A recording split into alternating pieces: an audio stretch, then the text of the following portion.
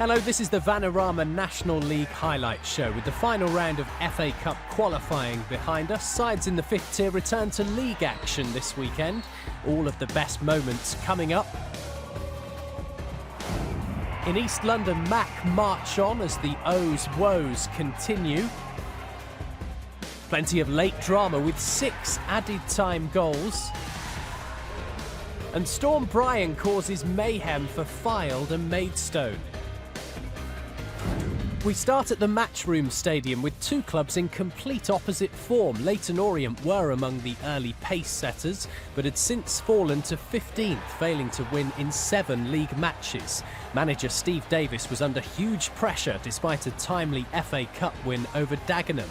Macclesfield sat where the O's wanted to, top of the division with 6 victories in 7.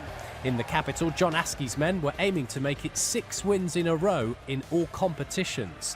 Kickoff had to be delayed at the Matchroom because of bad weather. When the clash did eventually get underway, the only goal came in added time at the end of the first half. National League Player of the Month Scott Wilson adding to the heat on Davis. We keep seeing it, we keep saying the same things. I'm sick of saying the same things in the game where we lose concentration at a vital time, just before half time, and then the game becomes tough. And up to that point I thought, again, we were better than them, and second half the same. We've got to show more fight. All the teams that we play all have more under the shirt than we've got at the moment, so we've got to definitely show more fight.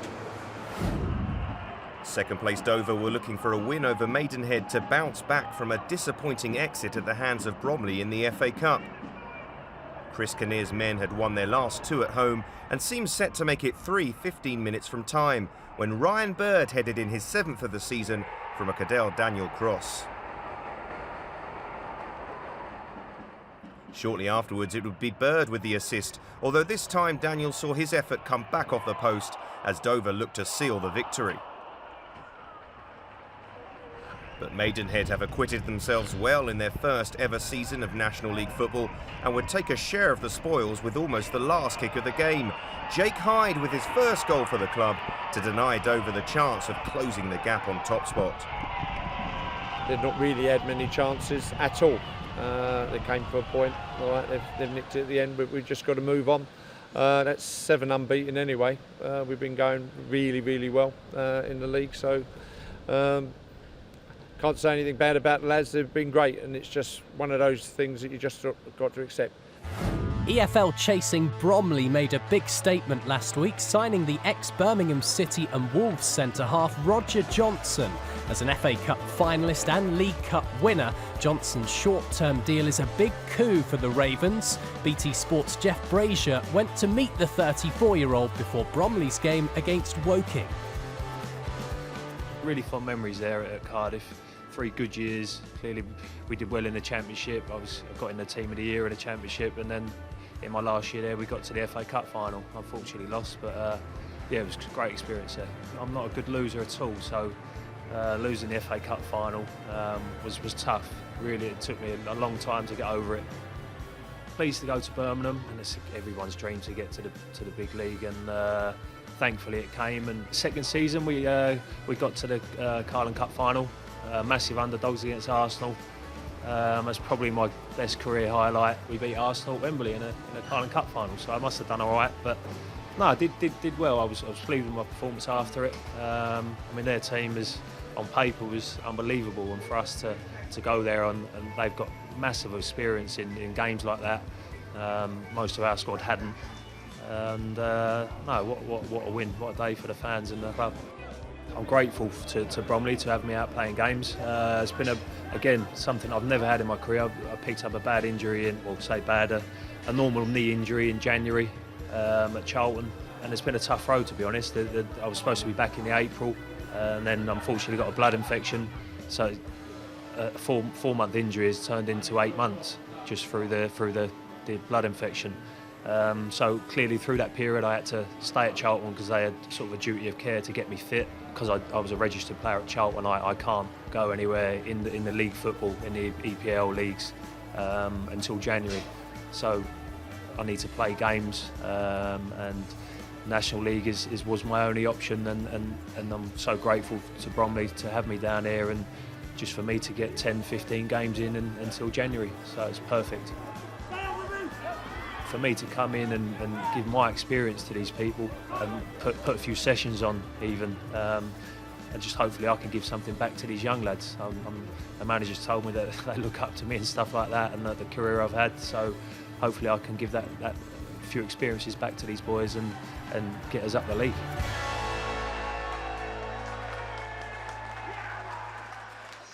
When Bromley and Woking met in the National League last season, the home team won on both occasions 2-1. Neil Smith's side this season were going for their third win in succession.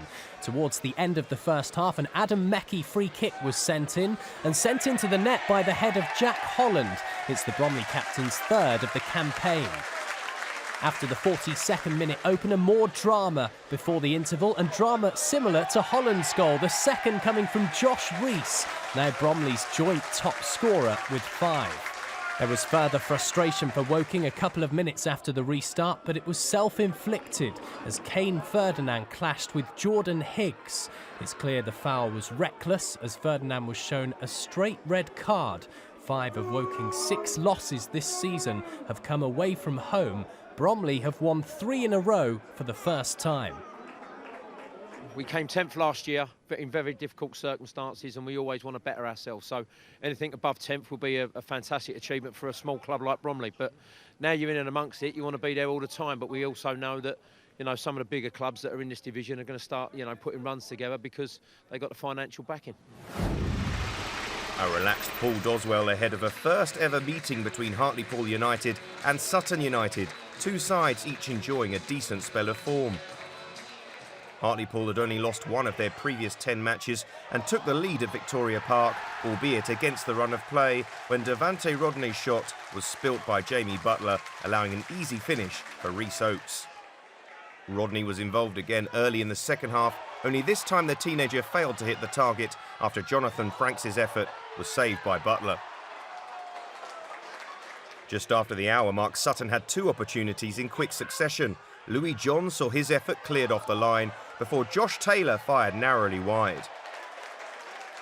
With the score still 1-0 on 90 minutes, an injury to Craig Eastman saw a significant period of added time. And in minute 99, Tommy Wright volleyed home an equaliser for Sutton to extend their own unbeaten run to 6 matches in all competitions.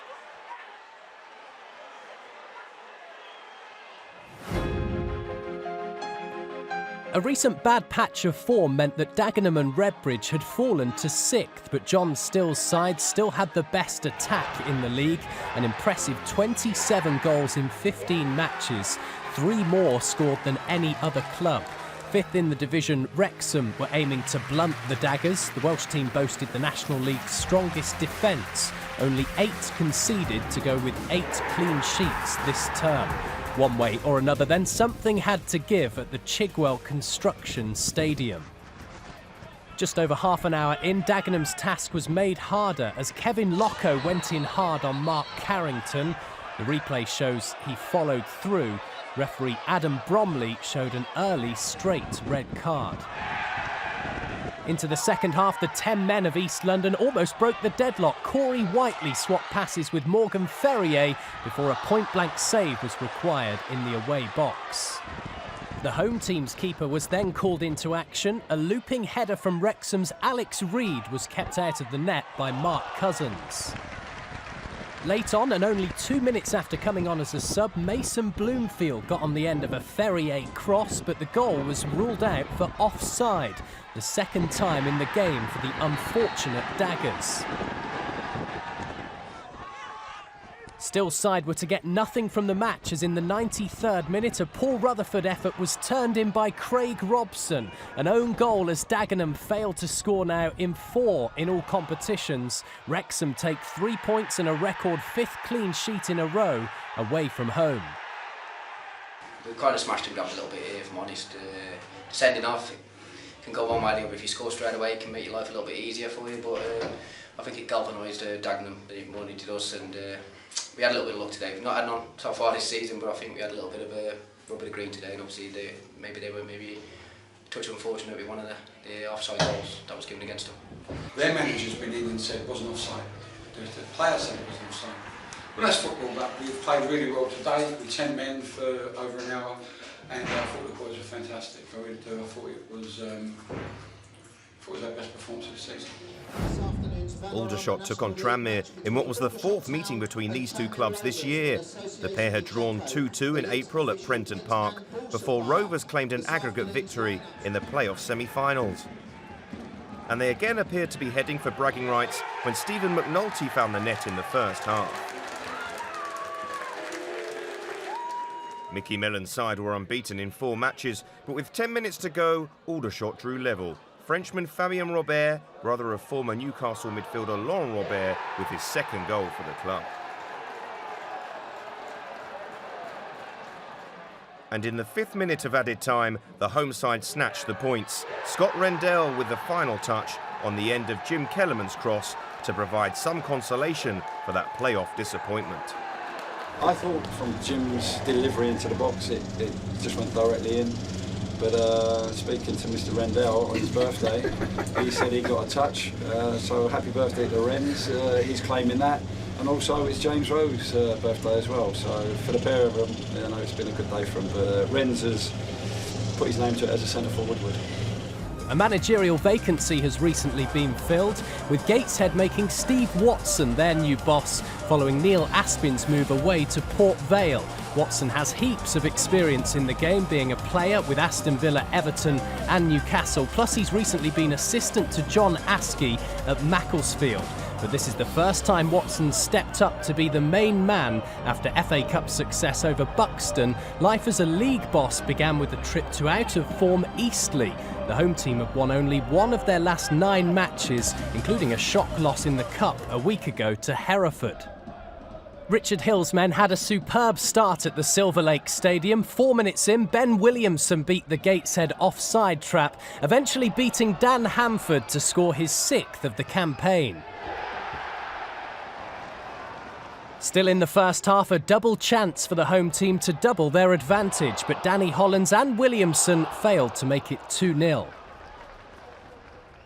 Just past the hour mark in Hampshire, James Constable was found in space. The former Oxford United man found the top corner, scoring his first goal at home since December last year.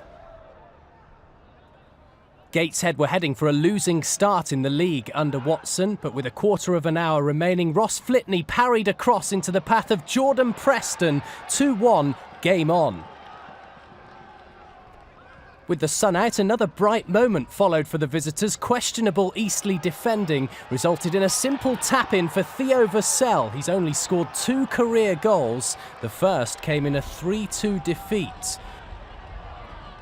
So unfortunately for Vassell, this clash went into a 5th minute of added time. Patience and skill from Mark Yates enabled an easy winner for Ben Strevens. Eastleigh take victory number 2 in 10 games. An agonising loss though for Watson. First thing we need to do is, is to get that elusive sort of win, get the confidence back, get the players a little bit more relaxed and composed. Because I think, obviously, when you haven't won for a while, it's just a little bit of a lack of composure, a little bit of panic sets in when you're under pressure, and that'll come when the results start coming. As one manager was hired, another was fired, with Mickey Moore leaving Barrow after just 8 weeks in the job. Having initially been employed on an interim basis, Moore was given a 2.5-year contract on the 20th of September, but a run of just 1 point from 4 league games and a shock FA Cup exit to 7th tier Shore Lane prompted the club to make an immediate change. Assistant Neil Hornby took temporary charge for their trip to Ebbsfleet. And there would be goals aplenty at Stonebridge Road. The home side were coming off a 3-0 FA Cup win over East Thurrock United and continued their goal-scoring form by taking the lead in the first half. Veteran forward Aaron McLean with his first league goal of the season. In what was a first meeting between the clubs in over 4 years, Barrow did find an equaliser. Substitute Bedsente Gomes profiting from poor handling by Nathan Ashmore just over halfway through the second period. But Barrow, without a win away from home since April, were level for barely 5 minutes. Jack Powell's effort spilt by goalkeeper Joel Dixon into the path of Andy Drury, who wasn't going to miss. And when the Bluebirds' defence failed to deal with the long ball, Powell was on hand to put away Danny Kedwell's cross to take the game out of the visitors' reach. Gomes did pull a goal back in the final seconds of the match, but it was all too late. A change in the dugout, but still another defeat for beleaguered Barrow.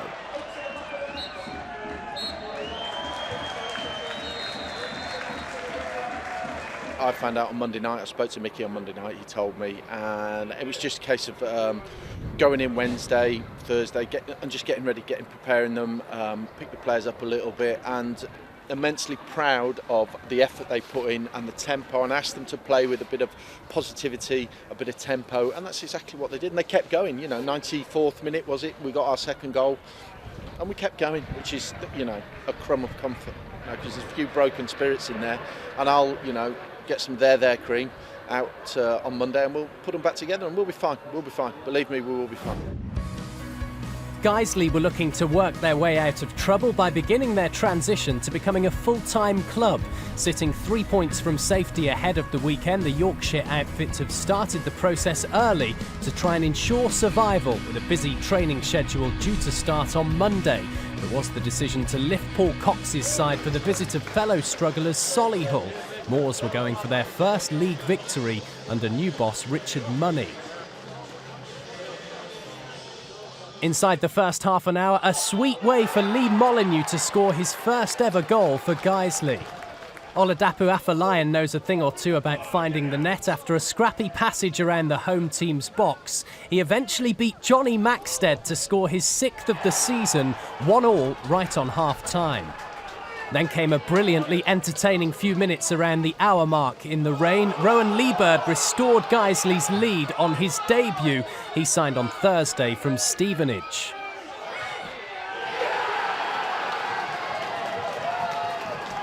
Then a Shepherd Murrumbedzi cross was fired in by Afolayan, but in bad weather Solihull conceded once again to go 3-2 down. And Guiseley sealed the points through John Rooney, the brother of Wayne, getting his 3rd of the campaign. Going full-time has already paid off for Cox and his team. It's a big decision, and it's something I've got to thank the chairman, the board for, because it's a brave decision.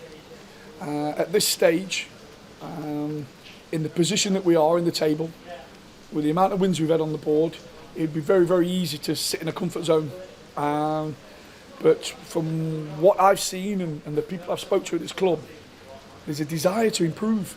And I've got to thank them for making a big decision. But I think medium to long term, it will be the best thing that happens to this football club. So I'm really chuffed for the lads, because psychologically, it's massive for them.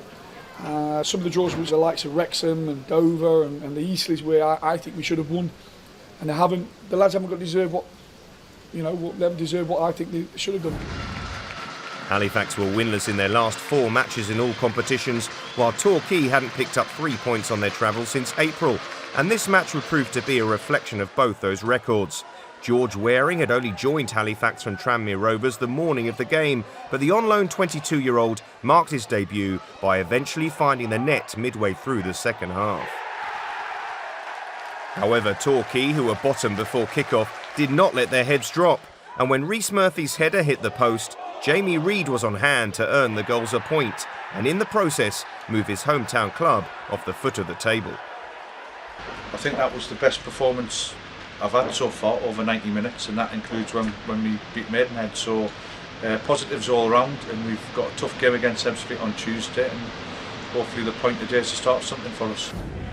Chester hadn't scored a goal in October, winning only 2 of their 15 games in the National League. Boreham Wood were unbeaten in their last 3. There was a good chance the visitors could extend that to 4 half an hour in. An assist from Bruno Andrade, a goal from Sean Jeffers. He ended last season with 21 for Chelmsford. Moments later, provider turned scorer at the Swansway Chester Stadium. Andrade bagged for the 9th time this campaign. The Portuguese has the most goals in the division. With less than a quarter of an hour to go, the visitors finally found the net this month. Niall Bell, on loan from Gateshead, on target. It was no more than a consolation as Andrade and Boreham Wood make it 2 wins, 2 draws from 4. AFC Fylde and Maidstone battled the elements as much as each other at Mill Farm, with the wind and rain making conditions pretty difficult. Nevertheless, Fylde opened the scoring after 15 minutes, Sam Finley finding the bottom corner.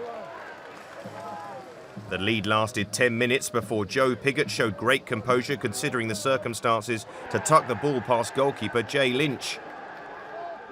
But the Stones weren't able to celebrate for long, as before the half-hour mark, Fylde restored their advantage. Jack Muldoon with the final touch. In the end, the war with the weather was lost, as referee Mark Edwards decided to bring an end to the contest just minutes after the restart, and these two will have to do it all again at some point in the future, though hopefully with clearer skies. The abandonment ensures that Fylde stay 19th, only 3 points clear of the drop. Goal difference is what's keeping Barrow out of the bottom four, Guiseley in it. Before this weekend, Paul Cox's team hadn't won in the National League since August. And Torquay's point means Solihull are right down there at the bottom. We're past a third of the season and Macclesfield are top, extending their lead after Dover missed out late on extra points. Wrexham go up to third in the division, and back in the playoff places are Aldershot, scorers of a dramatic added time winner, just like Wrexham. In the National League North, Southport made a statement by appointing Kevin Davies as their new boss. It's the former England international's first taste of management, but he'll be looking to use his vast playing experience to move his side away from the foot of the table. However, his debut ended in disappointment as Southport conceded a last-minute equaliser to fellow strugglers Gainsborough. Meanwhile, title challengers Salford City responded to defeat at home to Leamington with victory over playoff hopefuls York City. And they set the ball rolling when John Parkin's attempted clearance fell to the feet of Liam Hogan. Jack Redshaw then put the hosts 2 goals up when he had time to curl in from outside the area. And the visitors' miserable afternoon continued in the second half when goalkeeper Bailey Peacock-Farrell misjudged a corner to allow Hogan to bundle in his second of the game. York did provide a late response. First substitute Louis Armand finished well in the 84th minute. And there were 1 or 2 nerves around Moor Lane when former Scotland under-19 international Aidan Connolly fired in from distance in the final minute of the 90. In the end, though, Salford back to winning ways. The win sees Salford close the gap at the top of National League North after leaders Harrogate were held 2-2 by Leamington. Brackley, meanwhile, beat third-place Blythe Spartans to move up to 4th, while York slip out of the playoff spots after Curzon Ashton's win over strugglers Boston. There's a 3-way tie at the top of National League South, with Chelmsford's 1-0 win over Dartford moving them level with Braintree, and St Albans, after both had to settle for draws, is also very congested around the playoffs, with just a point separating Truro in 4th and East Thurrock in 8th. Our next live action from the Vanarama National League here on BT Sport is a week on Wednesday. A brilliant, fierce cross-border clash between Chester and Wrexham. We're live on the night from the Swansway Chester Stadium from 7:15. We leave you this week with this special moment from former non-league midfielder Curtis Edwards. After spending time with Darlington and Spennymoor Town, he's now overseas in Sweden, helping Östersunds to the top of their Europa League group, featuring Athletic Bilbao. We'll see you again next week. Thanks for watching.